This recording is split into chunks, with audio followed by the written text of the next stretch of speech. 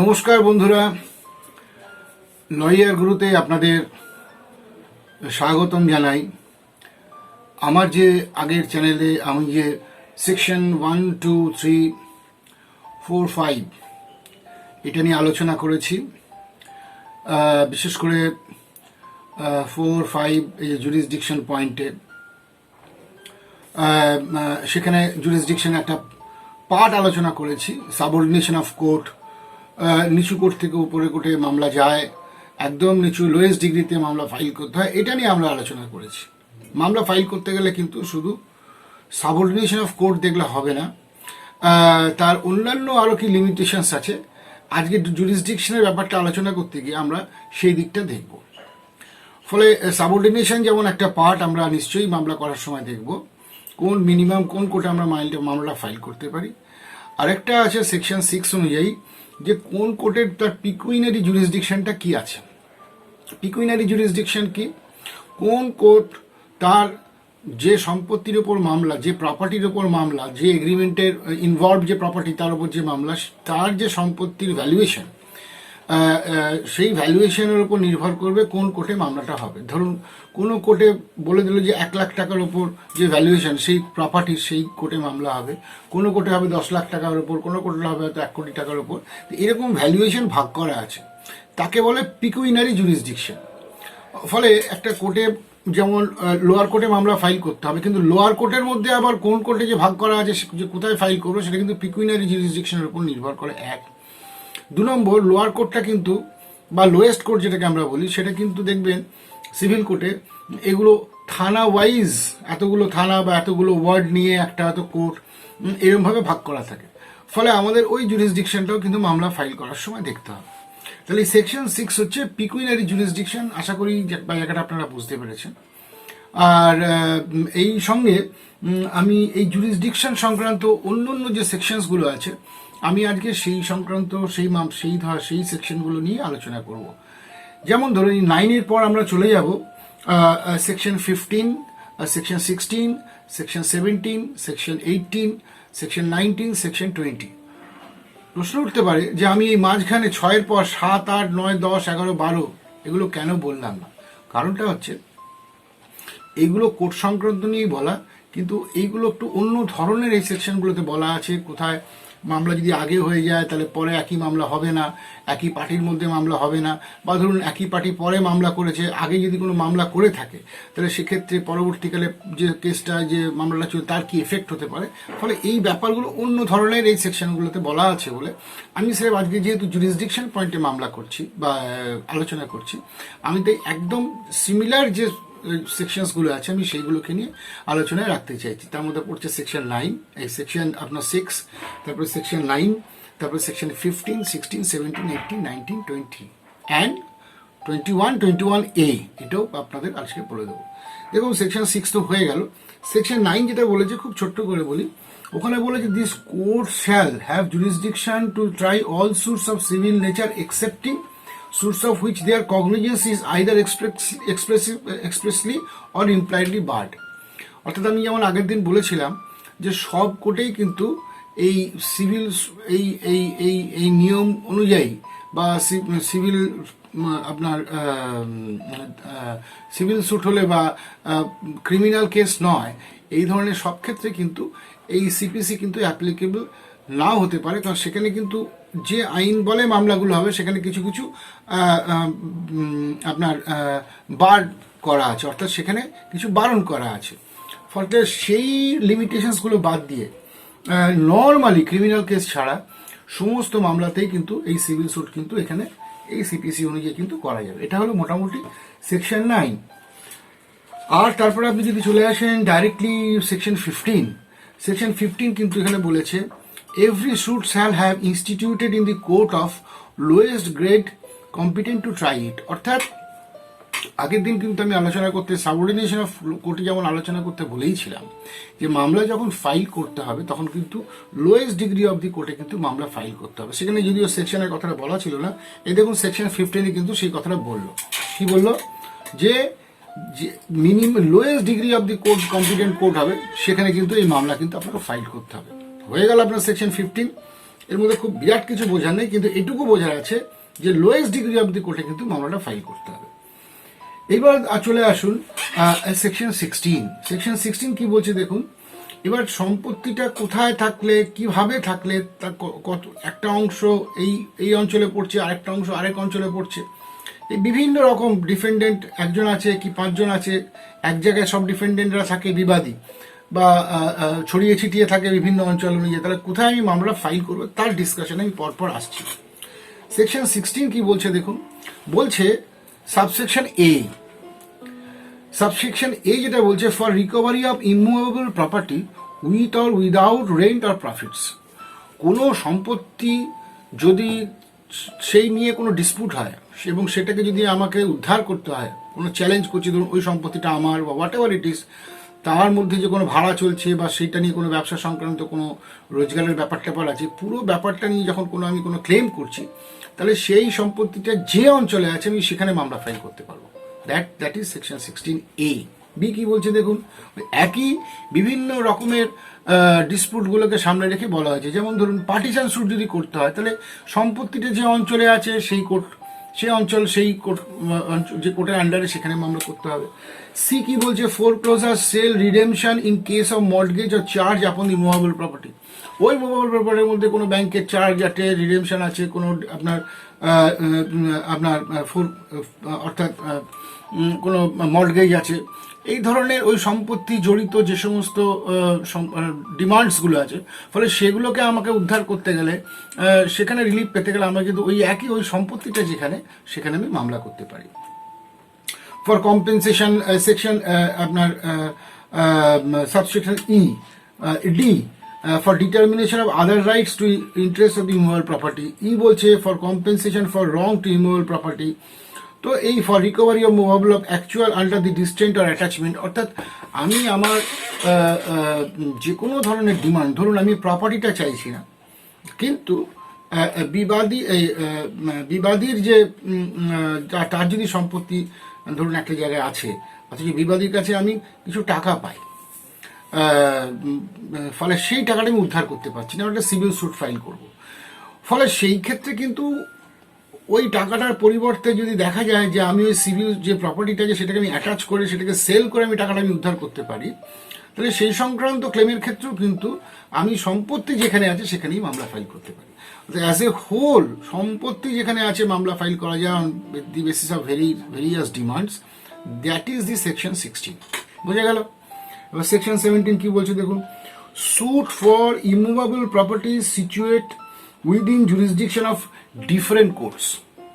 অর্থাৎ এমন একটা সম্পত্তি যেটা ধরুন বর্ডার লাইনে আছে, বা ধরুন আপনার কলকাতার সঙ্গে হাওড়ার সঙ্গে হুগলি, এরকম যে পরপর যে বর্ডার লাইনে যদি কোনো সম্পত্তি থেকে থাকে, যেখানে কিনা অনেকগুলো কোর্টের ইনভলভমেন্ট চলে আসতে পারে, তাহলে সেইখানে সেই সম্পত্তিটাকে সামনে রেখে কোথায় মামলা করবো। সেখানে বলা আছে that may be instituted in any court within the local limits of whose jurisdiction any portion of the property is situated, provided that the value of subject matter of the suit and the entire claim is cognizable by such court. এটা তো সব ক্ষেত্রেই বলা থাকবে যে তার পিকুনিয়ারি jurisdiction এবং অন্যান্য লিমিটেশনসগুলোর মধ্যে থেকে যে কোনো কোর্টে কিন্তু এই ধরনের সম্পত্তির ক্ষেত্রে আপনার মামলা আপনি ফাইল করতে পারবেন। That deals with the section 17। আচ্ছা, এবার দেখুন সেকশন 18 কি বলছে। বলছে এমন কিছু প্রপার্টি আছে যেখানে আপনি বুঝতে পারছেন না বা কোর্ট বুঝতে পারছে না যে তার রিয়েলি সেই জুরিসডিকশনটা আছে কিনা, কারণ অনেকগুলো কোর্টের জুরিসডিকশনের মধ্যে ধরুন সেই প্রপার্টিটা আছে। তাহলে দ্যাট ইজ হচ্ছে place of institution of suit where local limitation of jurisdiction of courts are uncertain. অর্থাৎ কোর্টের যে জুরিসডিকশন এইখানেই মামলাটা হবে এরকম কোনো সার্টেনিটি খুঁজে পাওয়া যাচ্ছে না, অনেকগুলো কোর্ট হয়তো এর মধ্যে ইনভলভ আছে। এরকম যদি কোনো ঘটনা ঘটে তাহলে এই সমস্ত কোর্টে মামলা ফাইল করলে কোর্ট তখন একটা রিজন কিন্তু লিখে না, yes I have the doubt but in spite of the same I mean, যে আমার ধরুন এটা আমার জুরিসডিকশন আছে বলে আমি মনে করি, এবং সুতরাং আমি মামলাটাকে নিচ্ছি, এবং অ্যাকর্ডিংলি মামলাটা আপনার প্রসিড হবে এবং জাজমেন্ট এবং ডিক্রি বেরোবে। এটা হচ্ছে আপনার সেকশন 18(1) বলছি যে এই ধরনের যদি কোনো ডাউট থেকে থাকে তাহলে court will write the reasons for holding the case, number one. Number two যেটা বলছে দেখুন, এটা হচ্ছে সাবসেকশন 1 বললাম। 18 সাবসেকশন 2 বলছে যে ধরুন কোনো কোর্টের জুরিসডিকশন নেই, অথচ কোর্ট সেটা হোল্ড করছে মামলাটা শুনানি করার জন্য। অপোজিট পার্টি বা বিবাদী পক্ষ যদি কোনো রকম অবজেকশন না করে থাকে এবং ধরুন মামলাটা হয়ে গেল, ডিক্রি হয়ে গেল, জাজমেন্ট হয়ে গেল, তিনি কিন্তু অ্যাপিল কোর্টে যখন হেরে যাওয়ার পর অ্যাপিল কোর্টে বা কোনো কারণে রিভিশন কোর্টে গিয়ে যখন বলছেন যে ওই কোর্টের এই কোনো জুরিসডিকশন নেই, সেক্ষেত্রে সাবসেকশন 2 ডিল করে বলা হচ্ছে যে এটা কিন্তু তিনি আর ওই পয়েন্টটা নিতে পারবেন না, কারণ তিনি যেহেতু লোয়ার কোর্টে এই অবজেকশনটা প্রথমেই নেননি বলে। কিন্তু এখানে এক্সেপশনস আছে। হ্যাঁ, কোর্ট যদি নিজে থেকে দেখেন yes there is a sufficient grounds, যে এই সন্দেহের কোনো ব্যাপার নেই, একদম কমপ্লিটলি এটা আউট অফ জুরিসডিকশনে মামলাটা নেওয়া হয়েছে, then can court pass its order in accordance with their, court যেটা মনে করবেন সেটা কোর্ট দিতে পারে। এবার দেখুন তাহলে সেকশন 80টা বোঝা গেল যে আনসার্টেনিটি অফ কোর্টের ক্ষেত্রে কিভাবে মামলা ফাইল হয় এবং কোর্ট কিভাবে মামলা জুরিসডিকশন অ্যাজিউম করে মামলা কিন্তু কোর্ট নিতে পারে। সেকশন 19 কি বলছে দেখুন, সেকশন 19 বলছে suits for compensation for wrongs to persons or movables, অর্থাৎ where a suit is for compensation for wrong done to the person or to movable property, অর্থাৎ যদি কোনো বাদী পক্ষে তার বিবাদীর কাছ থেকে কোনো টাকা পয়সা পায় বা কোনো রকম আর্থিক তার অন্যায় করার জন্য কোনো আর্থিক যদি ক্লেম বিবাদীর কাছ থেকে থাকে, তাহলে সেক্ষেত্রে if the wrong was done within the local limits of jurisdiction of one court and the defendant resides or carries or business personally works for gain within the local limits of jurisdiction of another court, অর্থাৎ যার বিরুদ্ধে মামলা সে যদি অন্য কোর্টের জুরিসডিকশনে থাকে বা যিনি মামলা করবেন তিনি যদি অন্য জুরিসডিকশনে থাকেন, the suit may be instituted at the option of the plaintiff in either of the courts, অর্থাৎ উনি যেখানে আছেন একমাত্র ইমুভেবল প্রপার্টির ক্ষেত্রে, কিন্তু মুভেবল প্রপার্টির ক্ষেত্রে কথাটা উঠছে, ইমুভেবল প্রপার্টির ক্ষেত্রে কিন্তু কথাটা উঠছে না। তাহলে মুভেবল প্রপার্টির ক্ষেত্রে টাকা পয়সা এই সমস্ত ক্লেমের ক্ষেত্রে তিনি যেখানে মামলা প্লেন্টিফ থাকেন, বাদী থাকেন, তিনি সেখানে করতে পারবেন, অথবা ডিফেন্ডেন্ট যেখানে থাকেন বা বিবাদী যেখানে থাকবেন সেখানে তিনি মামলাটা করতে পারবেন। তাহলে হয়ে গেল সেকশন 19।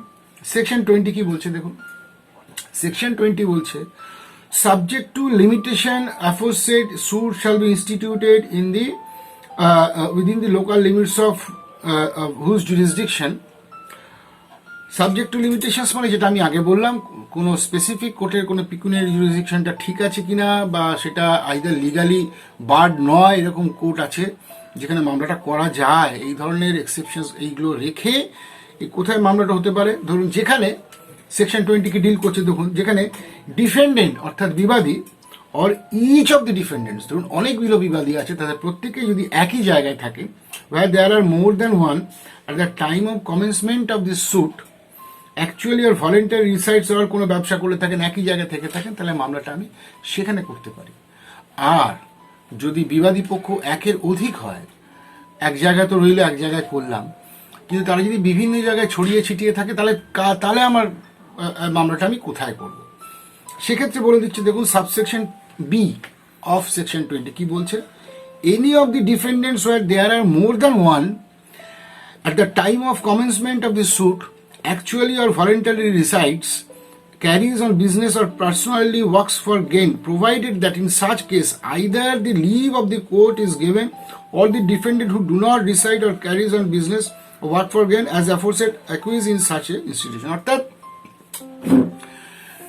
আমি যে কোনো একটা কোর্টে মামলা করতে পারি এবং সেখানে আমাকে প্রেয়ার চাইতে হবে, তুমি আমাকে লিভ দাও বাই মেকিং আদার ডিফেন্ডেন্টস, অন্য জুরিসডিকশনে যারা থাকেন তাদেরকে পার্টি করে মামলাটা আমি করছি, তুমি আমাকে অনুমতি দাও, কোর্ট অনুমতি দিতে পারে, অথবা আমি মামলাটা তো ফাইল করে দিলাম, অনুমতি হয়তো চাইলাম না, কিন্তু অন্য যে সমস্ত ডিফেন্ডেন্টরা যারা বিভিন্ন অন্য কোর্টের জুরিসডিকশনে থাকেন তারা মামলা অ্যাপিয়ার করলেন এবং এই ব্যাপারে তারা কোনো অবজেকশন দিলেন না, সেক্ষেত্রেও কিন্তু আপনার এই সেকশন 20 অনুযায়ী কিন্তু আমি যে কোনো একটা কোর্টে আমার চয়েস অনুযায়ী আমি কিন্তু মামলাটা ফাইল করতে পারি।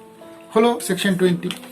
এবার দেখুন কেন বলছিলাম সেকশন 6, 9, 15, 16, 17, দেখুন these are all related with the jurisdiction wire two file the cases. এর সঙ্গে কিন্তু 10, 11, 12 এর সঙ্গে রিলেশনটা নেই, সেই জন্য আমি ওই সেকশনগুলো আপনাদের বলিনি, এর পরের বার বলবো।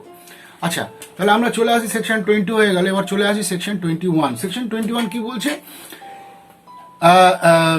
যেটা আগে আমরা আলোচনা করলাম যে নিচু কোর্টে আপনি যদি না বলে থাকেন তাহলে আপনি আপার কোর্টে কিন্তু সেই অবজেকশনটা জানাতে পারেন না, সেটা কিন্তু সেকশন 21-এ আরও ডিটেলসে বলে দিল এবং সাবসেকশন করে ক্যাটাগরিক্যালি বলো। কি বলছে দেখুন, সেকশন 21 সাবসেকশন 1, সেখানে কি বলছে? বলছে আমি যদি no objection as to the place of suing shall be allowed by the appellate or revision authority unless such objection was taken in the court of first instance। মানে আমি যেখানে মামলাটা ফাইল করেছি সেখানে যদি আমি অবজেকশন না তুলে থাকি যে এই রিগার্ডিং দি এটা আপনার regarding the place of jurisdiction, এটা এখানে হওয়ার কথা নয়, এটা অন্য কোর্টে হওয়ার কথা, এই অবজেকশন যদি না আমি তুলে থাকি তাহলে কিন্তু এটা আপনার অ্যাপিল কোর্ট বা রিভিশনাল কোর্টে হবে না। এটা হচ্ছে সাবসেকশন 1 অফ সেকশন 21। সাবসেকশন 2 কি বলছে দেখুন, এখানেও একই কথা বলছে যে পিকুইনারি জুরিসডিকশন নেই অথচ সেই কোর্টে মামলা হচ্ছে, আমি অবজেকশন জানালাম না অ্যাপিল কোর্ট, কিন্তু তাহলে সেখানে অবজেকশন আমার টিকবে না, নাম্বার 2।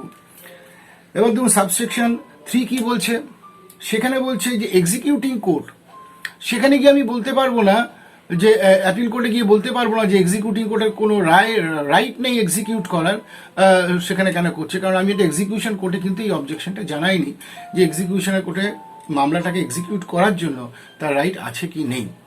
আচ্ছা, এখানে আমি একটা ছোট্ট ল্যাঙ্গুয়েজ ব্যবহার করলাম, সেটা হচ্ছে executing court. What is called executing court? Executing court মানে হচ্ছে যে কোর্ট কোনো মামলার ক্ষেত্রে রায়দান করবেন এবং অ্যাকর্ডিংলি জাজমেন্টের উপর ভিত্তি করে ডিক্রি হয়ে যাবে। ডিক্রি কি বলেছি? দি ফাইনালিটি অফ দি জাজমেন্ট, অর্থাৎ ডিক্রির মধ্যে আপনার কার বিরুদ্ধে কার মামলা, কি সংক্রান্ত মামলা, কি অর্ডার এবং কি একটা ফর্মাল কস্ট সেটা বলা থাকে। তো এটা হলো ডিক্রি। এই ডিক্রিতে কিন্তু এই এবং ফলে এই তাহলে হোয়াট ইজ কল্ড এক্সিকিউশন। এবার সেই ডিক্রি বলে যিনি মামলা জিতলেন তিনি তার তো আলটিমেটলি এফেক্ট চান, কোনো ধরুন ভাড়াটা তুলতে হবে বা কাউকে টাকা পাই বা হোয়াট এভার কিছু হয়তো দখল নিতে হবে, তাহলে সেই যে সেটাকে আমি প্র্যাকটিক্যাল তার যে আমি অ্যাপ্লিকেবিলিটি চাইবো সেটা কোন কোর্টের কাছে যাবো না, যে কোর্ট জাজমেন্ট দিয়েছে সেই কোর্টেই আমাকে অ্যাপ্লিকেশন করতে হবে। অ্যান্ড সেই কোর্ট তখন will act as executing court, অর্থাৎ সেই অর্ডারটাকে তিনি এবার প্র্যাকটিক্যালি এক্সিকিউট করবেন। তার জন্য যা যা দরকার, পুলিশ প্রোটেকশন দরকার বা আরও যা যা কাউকে অ্যাপয়েন্ট করা দরকার as a special officer, authorised agent, what ever it is, court সেটা এক্সিকিউট করবেন। এটা হচ্ছে এক্সিকিউটিং কোর্ট তাকে বলে। আরেকটা কথা বলে রাখি, এই সেকশন 19 ডিল করার সময়, সেকশন 20 ডিল করার সময় এখানে একটা কথা উঠে এসেছিল, সেকশন 20 সাবসেকশন সি, সেখানে একটা এসেছিল যে যদি cause of action wholly or part থেকে থাকে তাহলে যে কোনো একটা জায়গায় কোর্ট হতে পারে। কজ অফ অ্যাকশন মানে কি? কজ অফ অ্যাকশন মানে জেনে রেখে দিন দি বান্ডেল অফ ফ্যাক্টস। অনেক ঘটনা নিয়ে যখন মামলাটা আমরা যেটা বলছি, মামলাটা কিভাবে তৈরি হলো, একটা গল্প আমরা বলি না যে এখান থেকে গল্পটা শুরু হলো, যে এখানে আলটিমেটলি ইলিগালিটি জায়গাটায় পৌঁছলাম যেখানে ঘটনাটা ডিসপুটের সূত্রপাত, এই পুরো ব্যাপারটাকে কিন্তু আমরা বান্ডেল অফ ফ্যাক্টস বলছি, and that is called cause of action. হলো, তাহলে এটা হলো আপনার কজ অফ অ্যাকশন। তাহলে লাস্ট আমি বলে দিলাম সেকশন 21A। সেকশন 21 কি বলছে? No suit shall lie challenging the validity of decree passed in the former suit between the same parties. অর্থাৎ ঠিক হোক ভুল হোক, একটা যখন মামলা হয়ে গেল, জাজমেন্ট হয়ে গেল বিটুইন দি সেম পার্টি, এবার সেটা ভুল বলে আমি সেই কোর্টেই আবার সেই ডিক্রি বা সেই জাজমেন্টকে ক্যান্সেল করার জন্য আর মামলা করতে পারবো না। হ্যাঁ, সেটাকে আমি চ্যালেঞ্জ করতে পারি, তার ক্যান্সেলেশনের জন্য আপার কোর্টে যেতে পারি, অ্যাপিল করতে পারি, বা কোনো কোনো অর্ডারের ক্ষেত্রে আমি রিভিশন করতে পারি, আরও আর হায়ার বেঞ্চে যেতে পারি। কিন্তু কখনোই আমি সেটা একবার ঠিক হতো বা ভুল হোক সেটাকে সেটিসাইড মানে তার বাতিল করার জন্য আমি সেম কোর্টে মামলা করতে পারবো। তো আজকে আমাদের সেকশন 21-এ আমরা কভার করলাম। এর পরের দিন আমরা যেটা বলছিলাম সেকশন 10, 11, 12 এগুলোতে আমরা যাব। আশা করি আপনাদের এটা ভালো লেগেছে। যদি কোনো অসুবিধা আমাকে ফোন করতে পারেন, আমাকে মেলে দিতে পারেন, কিছু অসুবিধা হলে আমাকে কোনো সাজেশন দিতে পারেন বা আপনারা আরও ফার্দার ক্লারিফিকেশন নিতে পারেন, সেগুলো আমার এখানে স্ক্রল করে যাচ্ছে। এবং পরিশেষে জানাই যে আপনারা এটাকে লাইকস দেবেন, সাবস্ক্রাইব করবেন, পাশে একটা বেল আছে, সেটাকে বাজাবেন for getting the further notification, পরের যে যেগুলো আপনারা পরপর পাবেন। আশা করি এটা আপনাদের ভালো লেগেছে।